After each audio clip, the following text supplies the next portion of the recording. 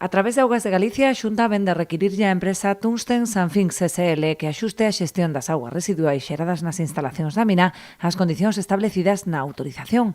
A empresa concesionaria deberá acreditar documentalmente este axuste no prazo máximo dun mes. De non ser así, o incumprimento podería derivar na revogación da autorización de vertido. Este requirimento prodúcese despois de que os técnicos de Augas de Galicia constataran nunha recente inspección a falla de execución en prazo das instalacións de tratamento para a correcta evacuación das augas residuais na balsa de decantación final. No transcurso da inspección, enmarcada no plan de seguimento e control, tamén se detectou o vertido de augas residuais ou rego rabaceiras en 2 puntos non autorizados, superando os límites impostos para os parámetros de cobre, cadmio e zinc.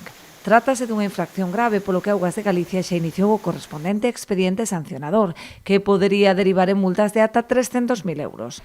Compre lembrar que Augas de Galicia concedeu en febreiro a autorización para a execución dunha depuradora, incluindo 18 condicionantes que debía cumprir a concesionaria sobre a correcta xestión do vertido e unha depuración axeitada das augas residuais da mina.